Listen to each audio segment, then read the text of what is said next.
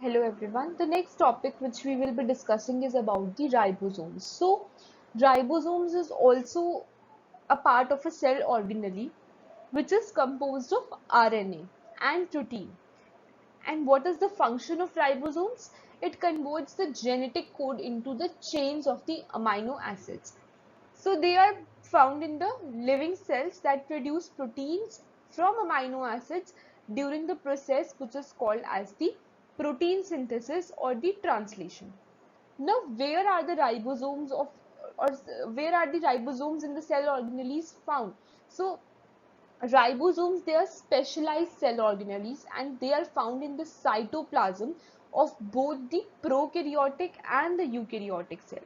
So every living cell, they require the ribosomes. Why? Because it will lead to the production of the protein.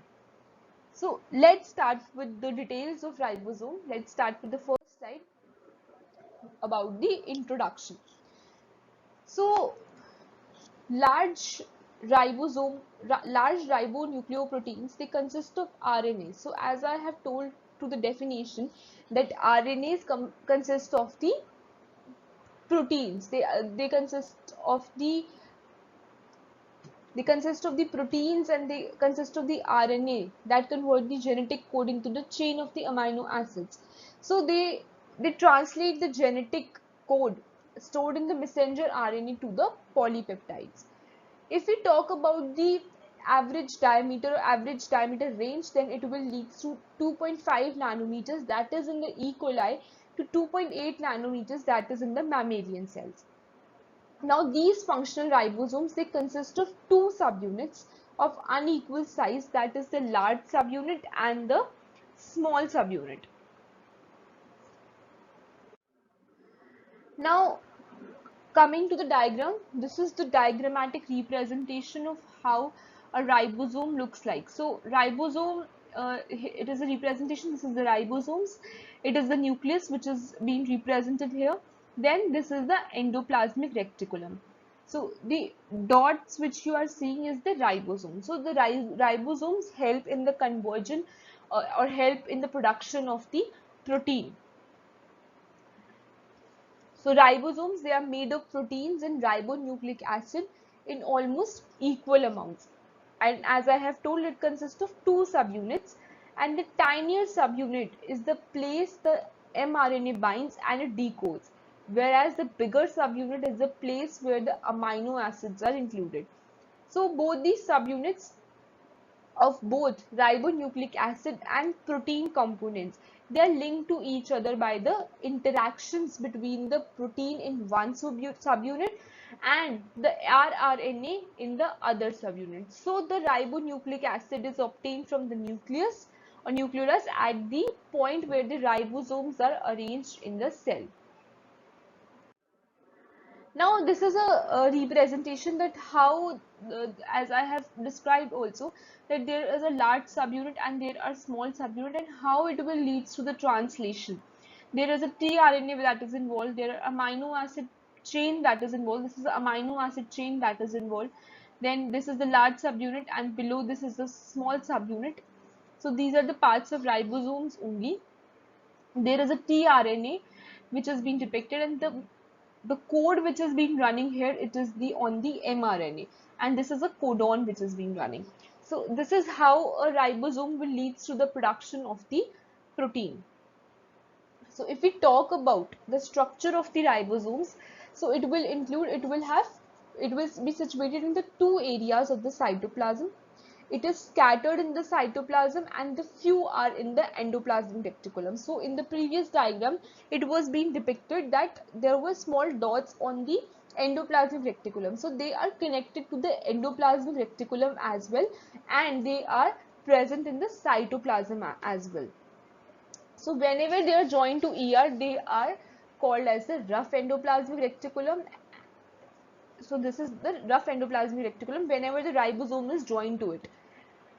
Free and bound ribosomes are very alike in structure and are associated with the protein synthesis.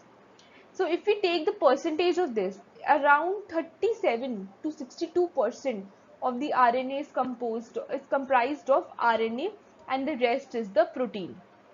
So if we talk about the prokaryotes and the eukaryotes, that how much subunits they have, what is the number of the subunits, then prokaryotes have 70s ribosomes, respectively subunits, that is comprising the little subunit, and 30s the bigger subunit of 50s. And in case of eukaryotes, they have 80s ribosomes, respectively. Little part is about 40s and the substantial is 60s.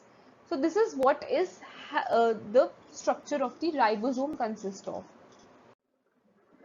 Now we have been discussing that what is the location of the ribosome. So they are located in the animals, humans, and the plant cells. So they are located in both the eukaryotes as well as in the prokaryotes.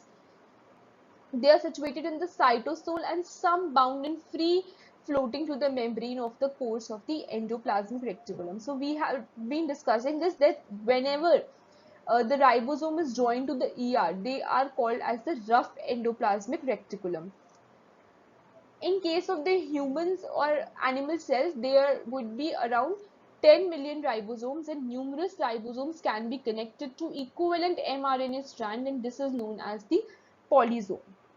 So this is what is known as the polysome.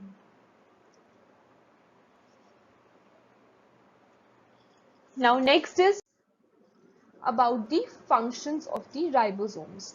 So what are the functions of the ribosome? First of all, it assembles the amino acid to form the proteins. That is a very essential process to carry out for the cellular function. So the main function of ribosome is the protein synthesis or production of the protein.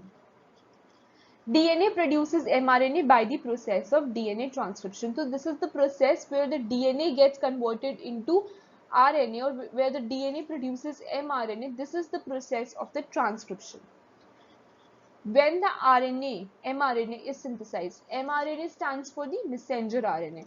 So whenever it is synthesized in the nucleus and transported to the cytoplasm for the process of protein synthesis, the ribosomal subunit in the cytoplasm, they are bound by the mRNA polymers, and the transfer RNA then synthesizes the protein. So this is how a process of the mechanism of protein synthesis takes place. The protein which is synthesized in the cytoplasm, they are utilized in the cytoplasm itself, and the protein they are synthesized by or bound by ribosome, they are transported outside of the cells. So the diagram, uh, the uh, the previous diagram which we have shown, that there was a large subunit, there was small subunit, so there were tRNA, there were mRNA. So this is the steps of the process, that how this process takes place. Now this was all about the ribosomes. Thank you.